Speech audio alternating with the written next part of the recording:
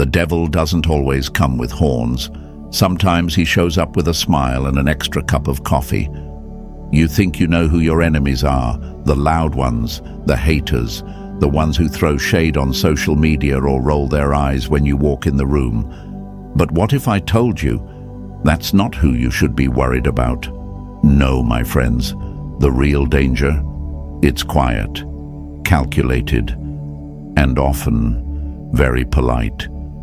Before we go any deeper into the shadows, go ahead and press that like button and subscribe, because once you hear what's coming, you'll never look at fake smiles the same way again. Hey folks, imagine this. You're in a room full of people. One person glares at you from the corner, arms crossed, clearly bothered. You feel the tension. But then there's another one. They laugh at your jokes. They compliment your new haircut. They ask if you've eaten today and bring you coffee just the way you like it. But something inside you whispers, something's off. That whisper, that's not paranoia. That's survival speaking, because the most dangerous enemies don't shout. They study, they charm, they get close, just close enough to know where to strike. Here's the truth, and it might sting a little. Some people don't just dislike you, they want you gone, out of the picture, silenced, removed, and they're not going to tell you that. They're going to act like they care while mapping your every move. You ever notice how the person who seems the nicest is often the one who suddenly knows all your secrets? Or how the one who acts most concerned is always conveniently around when chaos hits your life? That's not coincidence, that's coordination. See, the world has trained us to believe that danger looks aggressive, that threats are loud. But it's a lie, folks. Danger often wears perfume. It says, I'm here for you, while quietly removing every piece of your support system. They don't confront you.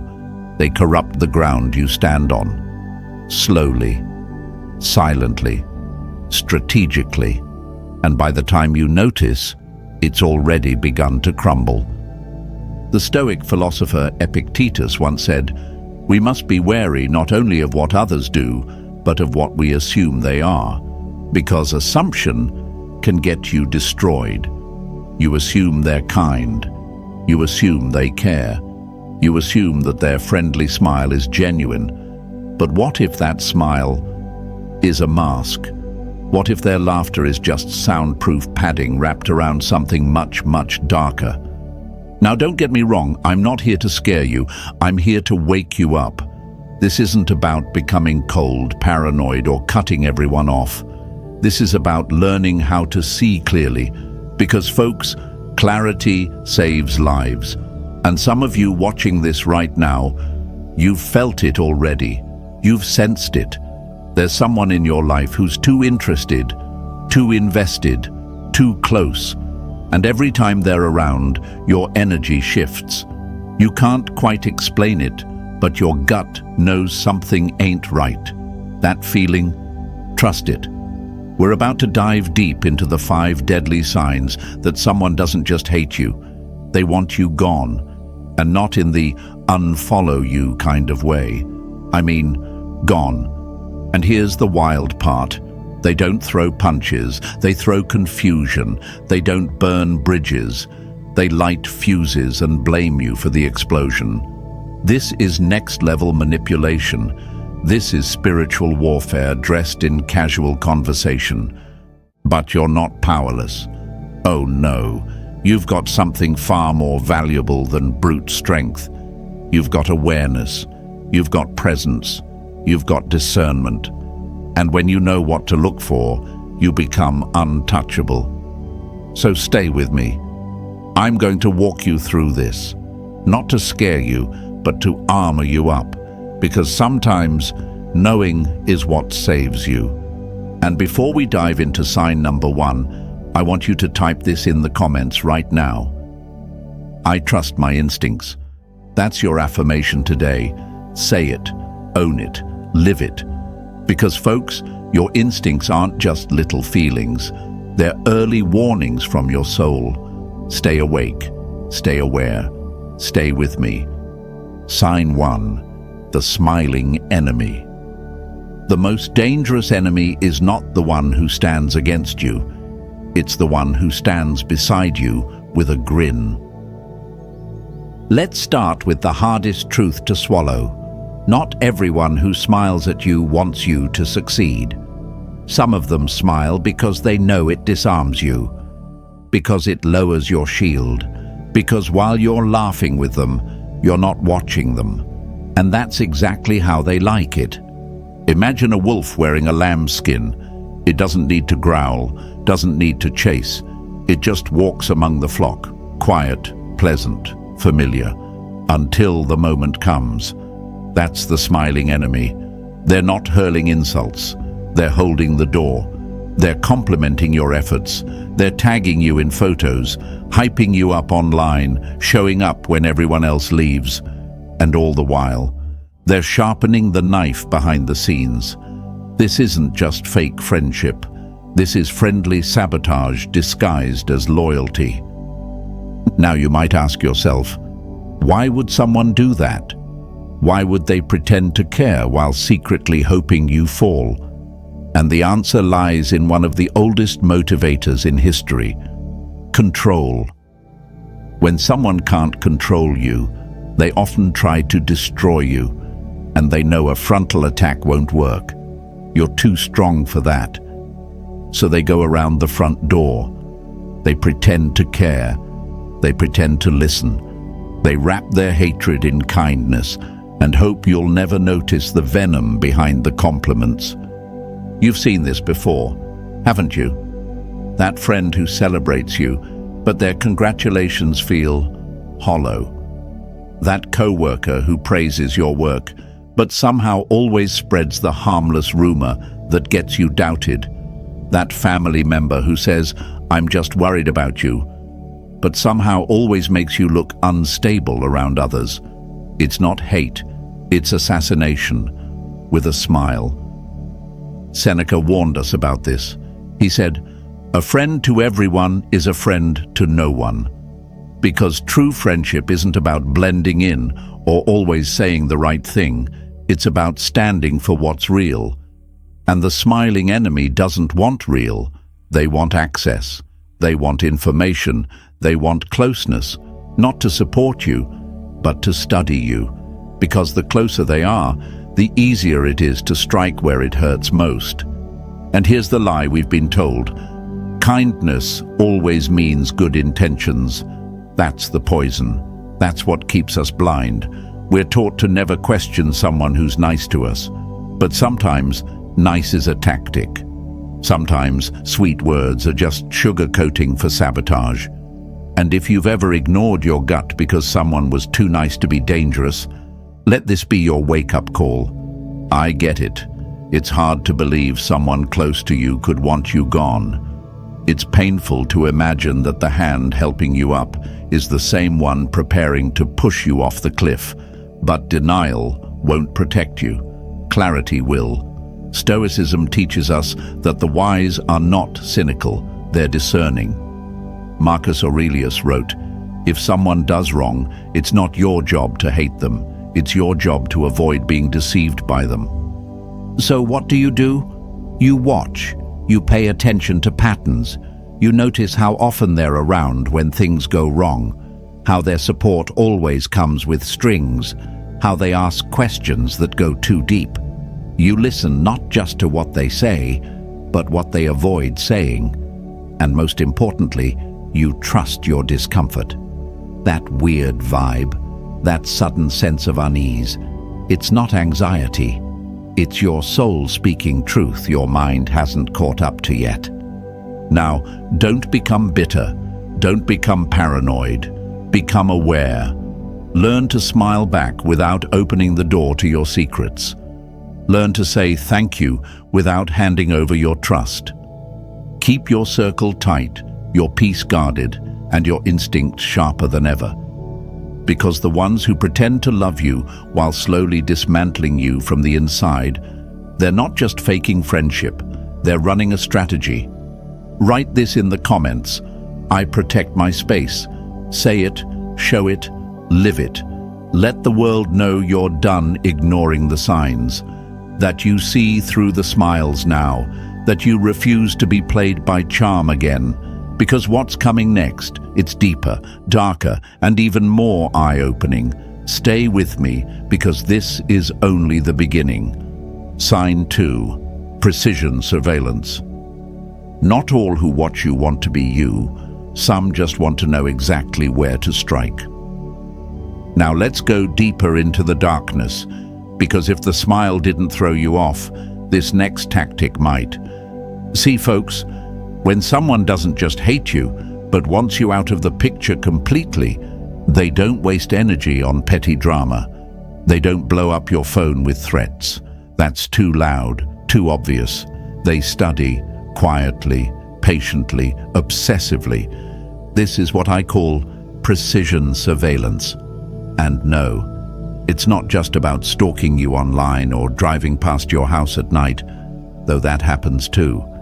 This is psychological warfare disguised as coincidence.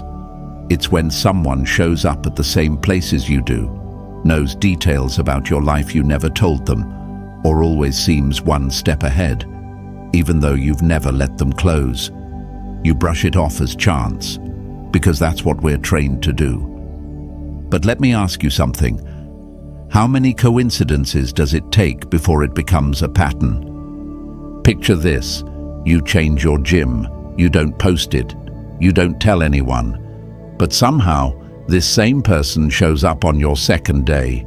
They say, "Small world, huh?" But your gut says otherwise. You take a different route home, and they're already there, at the gas station, or in the same grocery store aisle.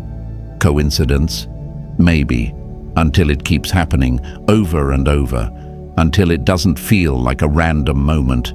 It feels like a plan. This is what makes it so terrifying. These people aren't just watching you, they're tracking you. They're building a mental map of your routines, your habits, your weak spots. Not because they're interested in who you are, but because they're calculating how to make you vanish without making a sound. This isn't jealousy. This is premeditation. There's a chilling case I heard once about a man who began monitoring his co-worker's schedule months before he even made a move. He learned her favorite coffee shop, the time she usually left work, the way she walked home. He never threatened her, never approached her directly. But when she finally reported his behavior, they found notebooks filled with times, dates, even license plate numbers of her friends. This man wasn't angry. He was organized, focused, and incredibly dangerous. Seneca once warned, "A man who looks harmless may hold a sword beneath his cloak." And in our modern world, that sword doesn't have to be physical. It could be a stolen password, a manipulated mutual friend, a routine memorized down to the second. This is the new battleground, folks, where the enemy doesn't need to touch you to destroy you. They just need to know when you'll be alone. Now I know what you might be thinking. Maybe I'm just overthinking. That's exactly what they want. They want you to second-guess your instincts. They want you to feel like you're crazy. They rely on your hesitation, your hope that people are just being nice. That's how they get close enough to collect more information. Because the moment you stop trusting yourself, they've already won. But not today. Today, we break that lie. Paranoia is fearing something that isn't real. But awareness is when your soul picks up on the danger your mind hasn't processed yet. And if someone keeps showing up in your life uninvited, unnoticed by others, but always noticed by you, you are not overreacting. You are waking up. So what can you do? First, stop dismissing the signs. Patterns are messages. Second, protect your routines. Switch things up. Be unpredictable. If someone is watching, they can only track what's consistent. Third, lock down your digital world. Social media is a feeding ground for these types. They don't need to hack you if you're posting every move yourself. Privacy is your armor in a world that profits off exposure. Marcus Aurelius wrote, "He who lives in harmony with himself lives in harmony with the universe." But how can you live in harmony when someone is secretly planning your undoing? The answer isn't fear, it's foresight. It's refusing to be the open book they can read in silence. Write this in the comments right now. I guard my peace. Say it like you mean it. Show it in how you move. Let the people who lurk in the shadows see that you're no longer blind to their game, that you're watching now, that their silence isn't going unnoticed anymore. And stay with me, because what's coming next? It'll expose exactly how they turn your own friends into weapons. This story gets darker, but you get stronger. Sign 3, strategic isolation. Before they break you, they isolate you. Not by locking doors, but by whispering just enough lies to make people walk away on their own. If you've ever felt like your life started falling apart all at once, like people began pulling away from you without warning, friends growing cold, co-workers acting strange, even family members second-guessing your every move, it might not be bad luck, it might be strategy. Because when someone doesn't just hate you, but wants you gone for good, they don't come straight for your throat. No, my friends, they come for your connections. This is what I call strategic isolation, and it's one of the most sinister tactics out there. The goal isn't just to hurt you, it's to cut you off, slowly, subtly, to leave you standing alone when the final strike comes. Because even the strongest tree can be toppled if you cut away every root around it. And that's exactly what they do, one by one. They start small. Maybe they make a concerned comment to your boss, just enough to make them wonder if you're slipping. They say you've been acting strange. Nothing serious, they add, just not quite yourself. And then they say it to your friend. I don't want to gossip, but have you noticed something's off lately? Suddenly, people start looking at you sideways.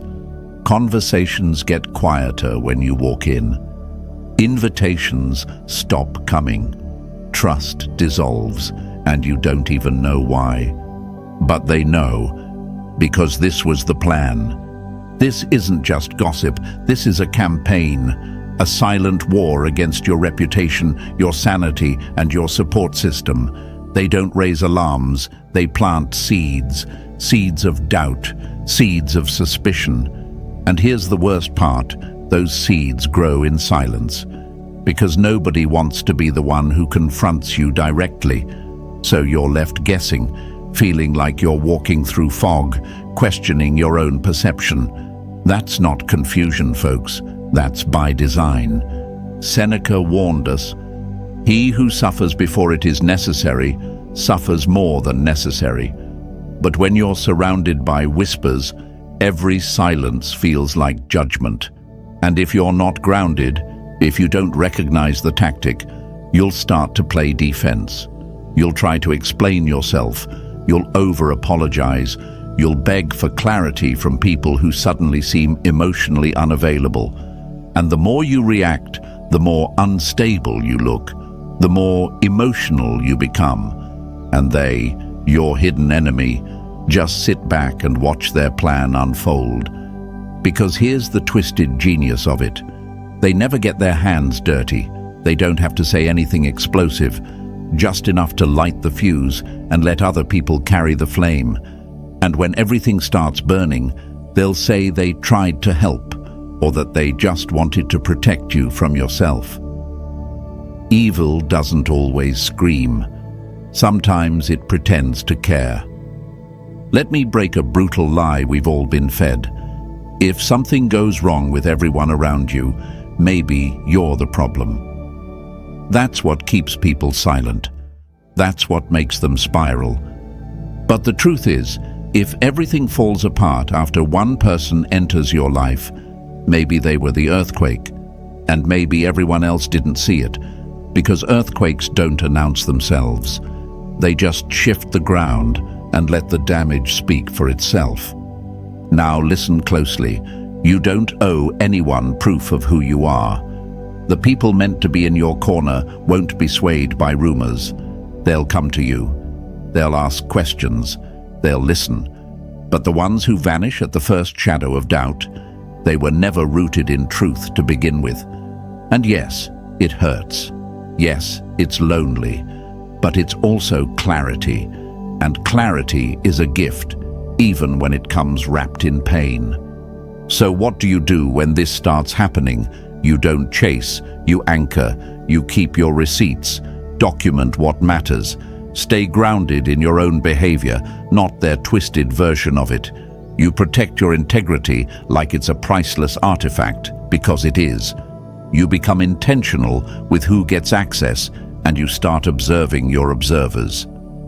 Marcus Aurelius said, "The best revenge is to be unlike him who performed the injury."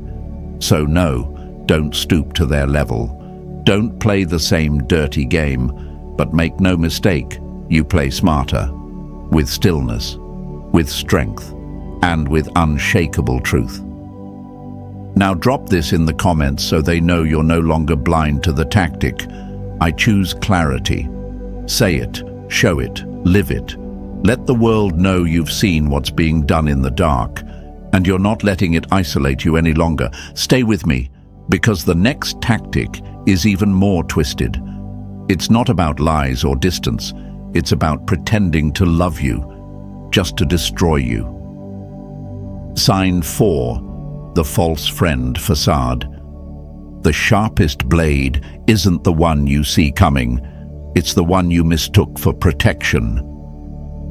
Now, my friends, if you thought betrayal was loud, messy, and dramatic, think again. Some of the most soul-crushing betrayals don't come from enemies. They come from the ones who once said, "I'm here for you." The ones who sat beside you, listened to your secrets, and offered help, with a hand that was already reaching for your softest spot. This is the false friend facade, and it's not just toxic, it's terrifying, because this type of person doesn't hate you from afar. They get close, too close. They blend in with your circle. They ask you deep questions. They offer emotional support. They help with errands. They might even cry with you when you're down. And you, being human, being real, open the door. You let them in. You say, "Finally, someone who understands." But this friend, they're not here to help. They're here to gather. Every story you share becomes a note in their mental database. Every trauma you mention becomes a lever they can pull later. They don't show up for connection. They show up for control. Their kindness is bait. Imagine a spy dressed like your biggest supporter. They use empathy like a crowbar, prying open your inner world, one vulnerable moment at a time. You don't feel alarmed at first. Why would you? They say all the right things. They echo your thoughts. They relate to your pain. They share their own stories, just enough to make you feel like it's a safe space. But it's not. It's a setup. See, real friends don't need to dig. They grow with you. They give you space. But these people, they're not growing anything. They're mining, quietly, strategically, patiently. And when the time comes, all that trust you gave them becomes ammunition. Ever wonder why that one person always knows where to hit when they're mad? Why they go straight for your deepest fear, your biggest insecurity, or that one thing you said in a moment of weakness? That's not coincidence. That's collection. That's the result of months, sometimes years, of emotional data harvesting, all disguised as friendship. Seneca once said, "A friend is someone you trust with your soul." But he also warned, Not everyone who listens deserves that trust. In fact, he cautioned that giving away your inner life to the wrong person is more dangerous than handing over your home keys to a thief. A thief can take your possessions. A false friend, they can destroy your peace. And you might ask, why would someone do this? Why pretend to be close just to betray me? The answer is simple and sinister. Because they can. Because you're a threat they want to dismantle without making a sound. Because you shine in a way they can't control. And because the slow burn of manipulation gives them a sense of power that open conflict never could. Let's break another lie. They're so nice they'd never hurt me. That's exactly the illusion this type of person hides behind. Niceness is not proof of loyalty. It's not proof of love. It's just behavior, and behavior can be faked. Intentions can't. But most people don't check intentions, they just look at the surface, and that's how false friends thrive. Here's how it usually unfolds. They get close fast, maybe too fast. They share a sob story to draw you in. They start showing up at places you didn't invite them to, just checking in. They offer help without being asked, and then they start asking personal questions. At first, it feels good. It feels like someone finally cares, but the deeper they go, the more you notice. They're not listening to understand. They're listening to inventory. It's subtle, it's slow, it's dangerous, and most people never realize it until it's too late, until the damage has been done, and your own words are being used against you. But not you, not anymore, because now you know what to look for. So here's what you do. You slow the relationship down. You guard your story like a sacred text. You stop giving away information just because someone asks nicely. Trust isn't built on warm words. It's built on time, consistency, and how someone behaves when they don't get what they want from you. You can still be kind, still be compassionate, but be sharp, be alert, and above all, don't confuse familiarity with friendship. Some people mirror your energy so well, you forget they're only doing it to get close enough to disarm you. And that's not connection, that's camouflage. Marcus Aurelius said, "The soul becomes dyed with the color of its thoughts." So protect your thoughts, protect your space. Don't let someone paint themselves as your savior only to become your saboteur.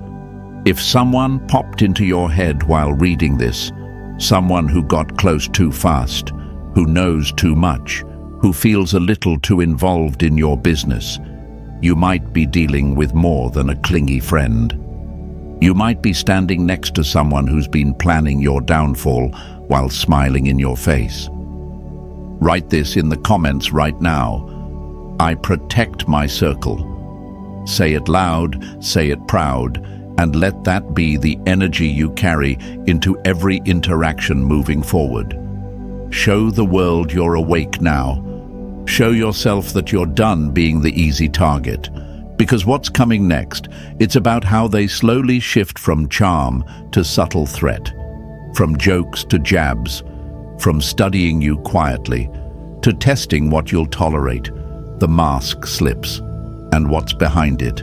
You need to see it to believe it. Stay with me. Sign 5. Escalating aggression disguised as humor. When evil tests your boundaries, it doesn't kick the door down. It knocks, smiles, and makes a joke about murder. Now that we've peeled back the layers of fake friends and silent watchers, it's time to talk about something far more unsettling. This is the moment where the mask starts to slip, where the danger goes from quiet surveillance to subtle psychological pokes, not full-blown attacks, not yet, just little things. A weird joke, a brush of the shoulder that lingers too long, a comment that sounds like a threat, then ends with laughter. This, my friends, is escalating aggression disguised as humor. And if you're not trained to spot it, It'll slide right past your radar. See, when someone truly wants you gone, they don't just gather information, they start to test your limits, to push the edge of what you'll tolerate, slowly, repeatedly, like a snake gently pressing against the glass of its enclosure, just checking for weak spots. They might say something like, "I could totally kill you right now and get away with it," followed by a laugh and a sip of coffee. Everyone chuckles nervously.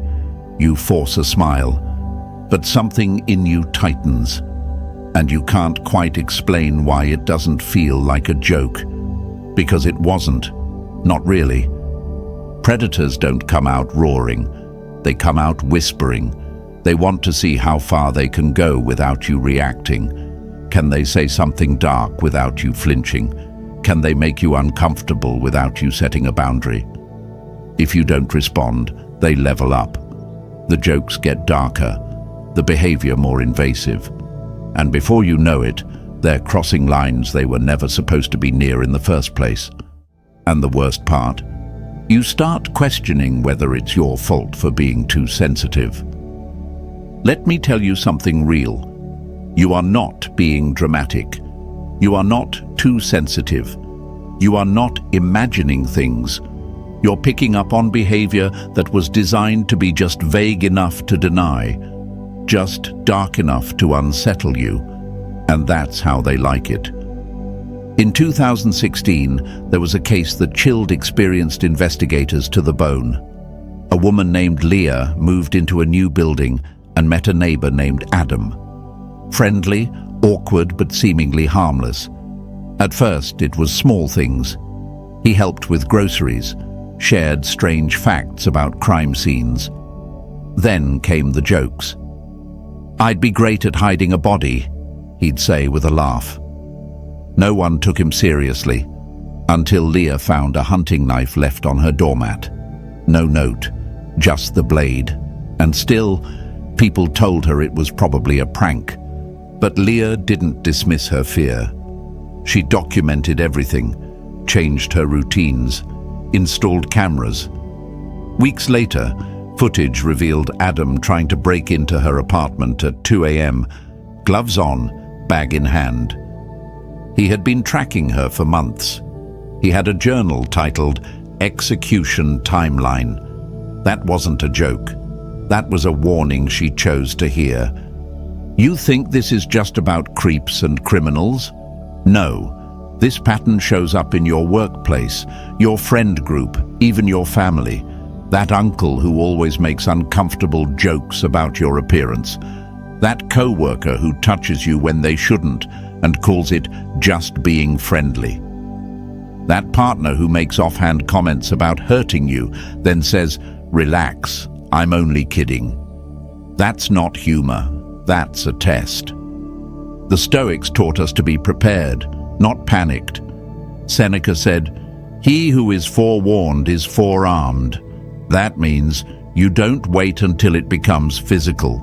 You don't wait until the energy in the room chokes your spirit. You respond to that first gut twist, that first moment your skin crawled. You trust it. You don't need proof to protect yourself. You need permission, and I'm giving it to you. So what do you do now? You set the boundary. You stop laughing at jokes that make your soul flinch. You call out the behavior when it's masked as humor. You document. You distance. And most importantly, you don't explain your discomfort to someone who clearly enjoys causing it. Because they already know. That's why they keep doing it. Now drop this in the comments right now. I trust my gut. Say it, mean it, live by it. Let the people in your life know you're done making excuses for creepy behavior wrapped in jokes. Let them know your spirit has ears now, and it listens loud. And if this hit too close to home, if your mind just played a replay of all those harmless moments you brushed off, don't ignore it this time. This wasn't just content. This was a mirror. Now it's your move. Share this video with someone who needs to wake up. Hit that like button if your eyes are open.